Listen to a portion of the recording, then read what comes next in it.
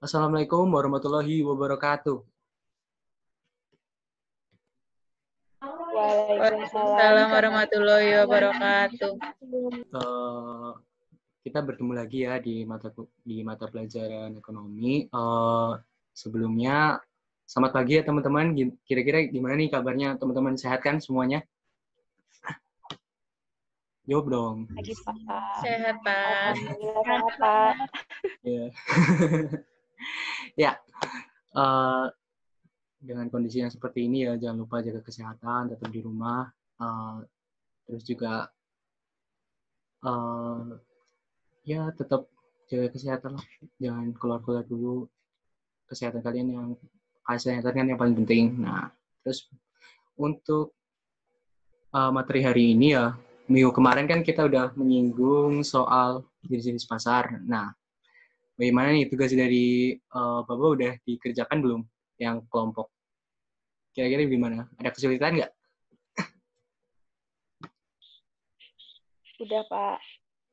Udah semua ya? Paling mungkin nanti yang dicontoh itu, Pak, takutnya kita kayak kurang lengkap gitu. Itu aja sih mungkin. Oh iya. Ya, sebelumnya teman-teman di sini hadir semua kan ya? Apa ada yang tidak bisa hadir hari ini? Hadir semua, Pak. Iya, baik, Pak. Oke, berarti langsung kita mulai aja ya buat sesi diskusinya. Jadi nanti diskusinya itu per kelompok ya. Yang kelompok pertama itu pasar persaingan sempurna, kelompok kedua yang pasar persaingan tidak sempurna. Nah, untuk yang kelompok pertama, aku persilahkan ya. Kira-kira sebelumnya ada pertanyaan dulu belum terkait sesi diskusinya? Sebelum saya persilahkan. Gimana ya teman-teman? Tanya, Pak. Nanti ada sesi tanya jawab nggak, Pak? Ya, untuk sesi tanya jawab nanti per kelompok memberikan kesempatan bertanya ke temannya itu 1 kali ya. Nanti dijawab sama anggota ya, kelompok. Oke. Oke. Gimana teman-teman? Udah siap Baik, Pak. buat presentasi hasil tugas kalian di rumah? Siap, Pak. Siap, Pak. Ya, saya persilakan aja buat kelompok pertama. Kelompoknya siapa nih? Persaingan sempurna kelompok pertama. Kelompok saya, Pak. Nah, ya. Untuk kelompoknya Mbak Mega Setiani, dipersilakan untuk memaparkan hasil diskusinya. Silakan. Baik, Assalamualaikum warahmatullahi wabarakatuh. Waalaikumsalam warahmatullahi wabarakatuh. Waalaikumsalam warahmatullahi wabarakatuh. Baik, saya akan memaparkan hasil diskusi dari kelompok saya. Sebelum itu, kelompok kami beranggotakan saya sendiri dengan Mega Stiani dengan NIM C1L019006 dan Nimas Ayu dengan NIM C1L019050. Nah, materi di sini saya akan memaparkan materi yang pertama yaitu pengertian dari pasar persaingan sempurna. Definisi dari pasar persaingan sempurna adalah suatu barang di mana jumlah penjual dan pembeli atau konsumen sangat banyak dan produk atau barang yang ditawarkan atau dijual itu sejenis atau serupa. Pasar persaingan sempurna merupakan pasar di mana penjual dan pembeli tidak dapat mempengaruhi harga sehingga harga di pasar benar-benar merupakan hasil kesepakatan dan interaksi antara penawaran dan permintaan. Yang kedua yaitu ciri-ciri pasar persaingan sempurna. Yang pertama, banyak penjual dan pembeli. Adanya sifat ini mengakibatkan perilaku penjual dan pembeli tidak dapat mempengaruhi keadaan pasar. Dengan kata lain, mereka hanya bagian kecil dari unsur pasar secara keseluruhan. Interaksi antara penjual dan pembeli dianggap sebagai pengikut harga, yang menyebabkan harga di pasar ini bersifat datum atau harganya tetap berapapun jumlah barang yang dijual, karena mekanisme pasar yang menentukan harganya melalui interaksi antara kekuatan permintaan dan penawaran di masyarakat. Yang kedua, kebebasan untuk membuka dan menutup perusahaan artinya adalah tidak terdapat suatu hambatan apabila suatu perusahaan ingin memulai sebuah bisnis baru jika dianggapnya menguntungkan dan menutup usahanya jika ternyata merugikan. Tidak seperti pasar lain yang mungkin ada keterkaitan dalam membuka dan menutup pasar, misalnya dengan adanya surat perjanjian. Yang ketiga, barang bersifat homogen. Perusahaan menghasilkan barang di mana barang tersebut merupakan penggantinya terhadap barang yang diproduksi oleh perusahaan lain dalam semua aspek, sehingga produk identik sama atau tidak bisa dibedakan. Artinya, sekalipun membeli di suatu perusahaan, kemungkinan besar kualitas dan kuantitasnya akan sama persis dengan perusahaan lain. Yang selanjutnya yaitu penjual dan pembeli memiliki pengetahuan yang sama tentang pasar. Penjual dan pembeli sangat mengetahui betul tentang keadaan pasar dalam hal tingkat harga yang berlaku di pasar dan meliputi setiap perubahannya. Selanjutnya, mobilitas atau perpindahan sumber ekonomi cukup sempurna. Maksudnya adalah tidak ada kesulitan sedikit pun jika sumber daya atau faktor produksi ingin dipindahkan dari satu tempat ke tempat lainnya, karena pada dasarnya semua tempat produksi memiliki kesamaan baik dalam metode perbuatan hingga penjualannya kepada pembeli. Poin selanjutnya yaitu contoh pasar persaingan sempurna dan kondusif pada saat pandemi. Contohnya yaitu pasar beras merupakan suatu kebutuhan pokok, terutama di Indonesia ini. Pasar beras menjadi salah satu contoh yang paling mendekati. Dalam pasar beras, jumlah penjual dan pembeli sama-sama banyak. Selain itu, baik penjual maupun pembeli tidak bisa mempengaruhi harga pasar yang sudah diatur. Meskipun ada perbedaan mutu dan kualitas, sifat pasar beras bisa dikatakan homogen karena diiringi oleh perbedaan harga. Terbentuknya harga yang terjadi pada pasar beras merupakan hasil dari tawar-menawar permainan beras. Kemudian apa yang terjadi pada saat pandemi seperti ini pada pasar beras tersebut tidak ada perubahan yang signifikan karena beras merupakan kebutuhan pokok bagi masyarakat sehingga meskipun terdapat pandemi seperti saat ini, masyarakat tetap mengonsumsi dalam sehari-hari. Sekian pemaparan dari kelompok kami. Bagi teman-teman yang ingin bertanya, silakan.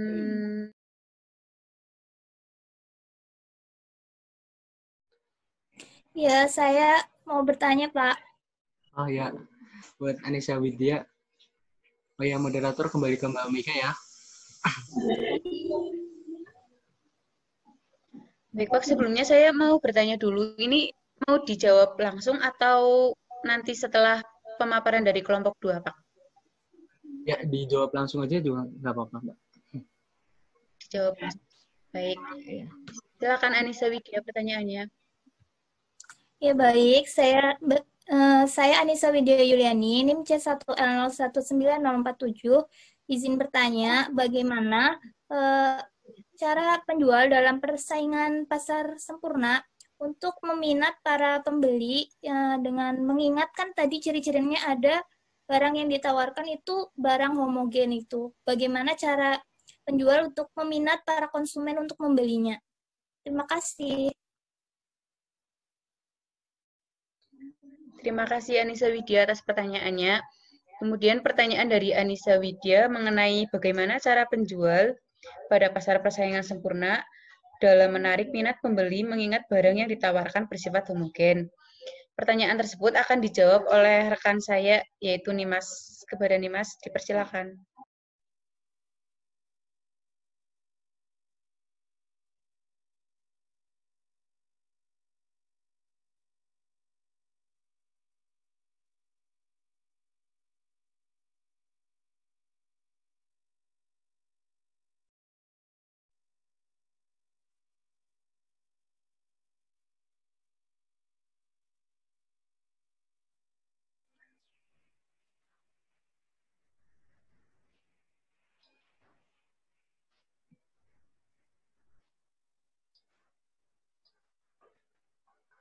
Cek gimana nih teman-teman, Nimas di mana ya?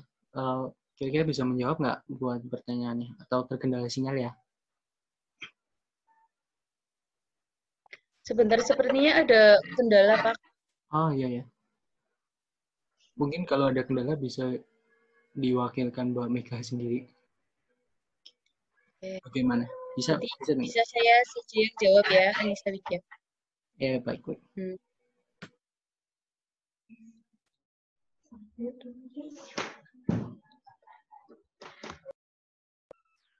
Ya. Beberapa cara penjual dapat pada persaingan sempurna dalam menarik minat pembeli dengan barang yang bersifat homogen. Yang pertama, mengangkat mutu kualitas dan kuantitas pelayanan terhadap konsumen. Yang kedua, memasang iklan atau brosur jika memungkinkan menyebarluaskan produk dan tempat memasarkan barang. Yang selanjutnya, membuat tempat penjualan semenarik mungkin untuk menarik perhatian pembeli. Yang terakhir yaitu memberi diskon pada pembeli jika memungkinkan. Bagaimana Anissa Widya, atau apakah ada yang masih kurang jelas? Sudah cukup, Mbak Mega. Terima kasih atas jawabannya, Mbak Mega. Baik, sama-sama. Nah, sekian dari kelompok kami. Jika ada kesalahan, kami mohon maaf. Akhir kata, wassalamualaikum warahmatullahi wabarakatuh. Waalaikumsalam warahmatullahi Waalaikumsalam warahmatullahi wabarakatuh. Terima kasih atas pemaparannya kelompok 1. Bagus sekali ya tadi pemaparannya, udah mengkaitkan juga dengan sesuai dengan yang apa saya instruksikan, di mana di sini dicontohkan yaitu pasar beras ya, di mana dalam kondisi pandemi ini tidak terlalu berdampak ya, karena ini memang pasar beras itu konsumennya banyak juga, terus juga produsennya juga banyak dan tidak mempengaruhi dari harga beras itu sendiri. Mungkin ada sedikit kenaikan tapi merata juga ya, tidak hanya salah satunya. Oke, yang selanjutnya pemaparan dari kelompok kedua dari Mbak Yosa, bagaimana? Udah siap untuk Mbak Yosa dan Mbak Anissa Widya? Iya Pak, sudah di sini yang mau presentasiin saya Pak. Oh iya Mbak Yosa. Untuk Mbak Yosa, dipersilakan ya kelompok 2. Oke, sebelumnya Assalamualaikum warahmatullahi wabarakatuh. Waalaikumsalam warahmatullahi wabarakatuh. Warahmatullahi wabarakatuh. Saya Yusamira Amana, NIM C1L019023, sebagai perwakilan dari kelompok 2 untuk memaparkan hasil diskusi kelompok kami. Dan anggota kelompok 2 itu ada saya dan juga Anissa Widya Yuliana, NIM C1L19047. Nah, baik langsung saja untuk mempersingkat waktu, di sini saya akan menjelaskan tentang pasar persaingan tidak sempurna. Yang pertama itu yang akan saya jelaskan adalah pengertian dari pasar persaingan tidak sempurna. Nah, untuk pengertian pasar persaingan tidak sempurna ini, jadi pasar persaingan tidak sempurna ini kan kondisi suatu pasar di mana dalam pasar tersebut terdapat lebih banyak penjual atau pedagang daripada pembelinya. Nah, dan karena hal inilah menyebabkan penjual bisa menentukan harga dalam pasar persaingan tidak sempurna ini. Kemudian yang kedua itu ada ciri-ciri dari pasar persaingan tidak sempurna. Ciri-ciri yang pertama itu adanya ketidakseimbangan antara penjual dan juga pembeli. Nah, di sini penjual dan pembeli itu kan sangat mempengaruhi kondisi pasar ya.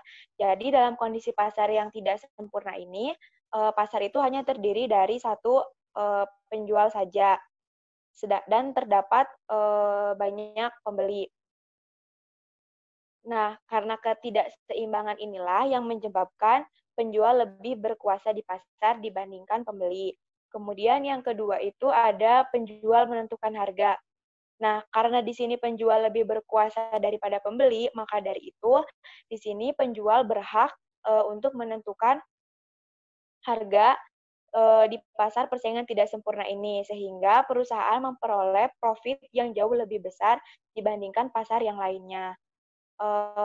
Kemudian juga kenapa penjual bisa menentukan harga di pasar persaingan tidak sempurna ini, dikarenakan dalam pasar persaingan tidak sempurna ini, persaingan antar penjualnya itu sangat minim. Jadi penjual sangat bebas untuk menentukan harga, seperti itu.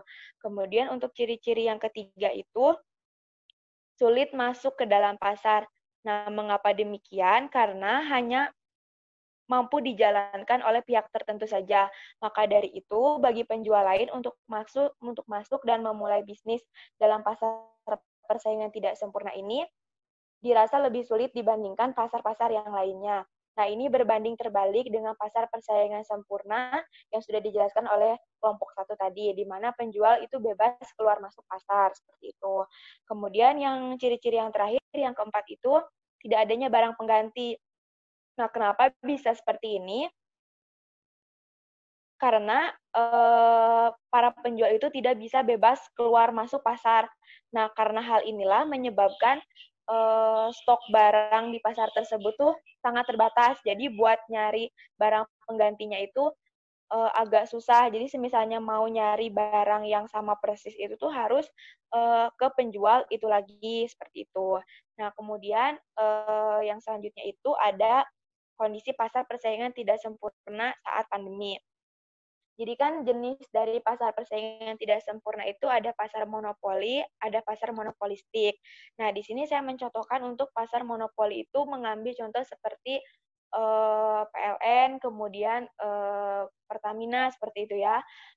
Jadi karena adanya pandemi ini untuk kedua perusahaan besar ini sering dilakukannya naik turun harga. Karena kenapa demikian? Karena itu juga menyesuaikan dengan kondisi konsumen atau tingkat pendapatan dari masyarakat itu sendiri. Nah, karena pasar monopoli ini biasanya itu dipegang oleh negara, jadi terdapat penurunan harga ataupun pemberian subsidi dari pemerintah, seperti itu. Kemudian untuk contoh yang kedua itu saya mencontohkan dari pasar monopolistik. Nah, di pasar monopolistik ini saya mengambil contoh dari pasar elektronik. Jadi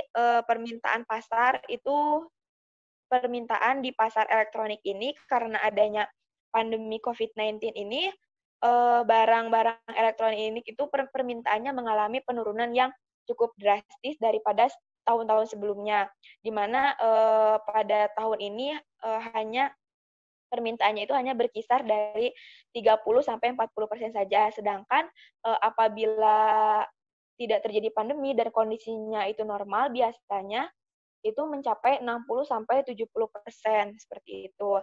Nah, tetapi setelah diterapkannya PSBB, itu kemarin-kemarin, itu mulai terjadi pemulihan permintaan di pasar monopolistik ini, di mana terdapat sedikit demi sedikit peningkatan dalam jumlah permintaan pasar, seperti itu. Nah, tetapi untuk perubahan ini diperkirakan tidak akan terjadi, peningkatan itu tidak akan terjadi secara drastis lagi, melainkan secara bertahap dan perlahan-lahan, seperti itu. Mungkin itu saja pemaparan materi dari kelompok 2. Mungkin dari teman-teman semua ada yang ingin ditanyakan, silahkan. Ada. Ya, silakan Mega. Baik, saya Mega akan bertanya kepada kelompok 2. Pertanyaannya yaitu, bagaimana peranan pasar persaingan tidak sempurna terhadap perekonomian? Terima kasih.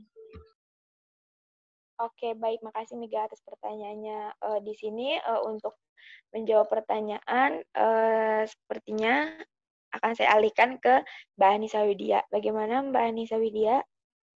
Ya, baik. Terima kasih Mbak Yosa. Jadi pertanyaannya Mbak Mega tadi, bagaimana peranan pasar persaingan tidak sempurna terhadap perekonomian? Jadi peranannya yaitu untuk menghindari suatu produk-produk sama atau tiruan dan persaingan pasar yang tidak bermanfaat sama sekali. Tadi juga sudah dijelaskan oleh Mbak Yosa, dalam kelebihan pasar persaingan tidak sempurna itu ada produk yang dijual berkualitas unggul, barang yang susah dicari dan hanya terdapat beberapa penjual yang menjualnya. Jadi itu merupakan ketika ada barang berkualitas, berarti itu untuk menghindari suatu produk-produk samaan. Yang kedua yaitu adanya terjaga kesinambungan terhadap stabilitas suatu perusahaan. Dan yang ketiga yaitu ada menurunkan biaya produksi. Dan dalam kelebihan pasar persaingan tidak sempurna juga dijelaskan tadi ya dalam bebas biaya produksi. Jadi dalam memasuki pasar itu si penjual harus melakukan riset dahulu itu. Karena untuk memasuki pasar itu tergolong susah gitu. Jadi mungkin itu jawaban dari saya. Untuk Mbak Mega, bagaimana? Apakah ada feedback? Sudah cukup, Mbak Anissa. Terima kasih. Oke, sama-sama. Ya, mungkin sekian dari presentasi dari kelompok kami. Dan selanjutnya saya kembalikan ke Pak Vedo.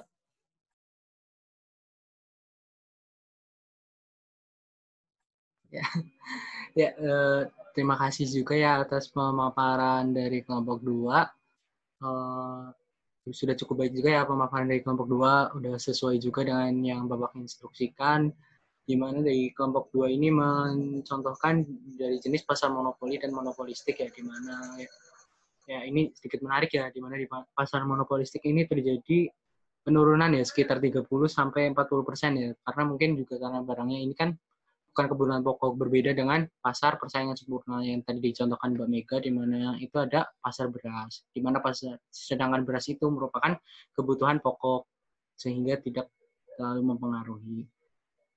Nah, saya pikir udah cukup baik ya pemaparan dari teman-teman. Ya, udah cukup sesuai dengan yang saya instruksikan, dan mungkin cukup ya pertemuan kita hari ini. Dan untuk selanjutnya mungkin dari Bapak akan memberikan sedikit tugas ya. Kan tadi udah dijelaskan nih perbedaan, ciri-ciri, pengertian. Nah, dari kalau ini kan kelompok. Nah, yang saya Bapak akan berikan ini adalah tugas individu. Kira-kira bagaimana sih kalau menurut kalian pribadi, jenis pasar apa yang paling terdampak dari COVID-19 ini? Nah, bagaimana teman-teman? Kira-kira ada pertanyaan nggak terkait tugasnya? Atau udah cukup jelas? Tanya, Pak. Ya, silakan Bu Yosa, mau tanya gimana? Itu untuk tugasnya ditulis tangan atau diketik. Terus itu deadline-nya kapan Pak dikumpulkannya? Minggu depan atau kapan? Ya. Terima kasih, Pak. Ya, untuk tugasnya kira-kira gimana nih enaknya? Diketik aja kali ya, teman-teman? Diketik, Pak. Ya. Pak. Untuk deadline-nya mungkin minggu depan ya, teman-teman. Nanti dikumpulkan via Google Classroom, nanti saya bikinkan room-nya. Bagaimana teman-teman? Sudah cukup jelas untuk pertemuan hari ini? Jelas, Pak. Ya. Ya, terima kasih teman-teman sudah mengikuti mata pelajaran ekonomi hari ini. Jangan lupa jaga kesehatan ya, dan salam juga buat orang tua di rumah. Terima kasih. Wassalamualaikum warahmatullahi wabarakatuh. Waalaikumsalam warahmatullahi wabarakatuh. Terima kasih, Pak. Terima kasih.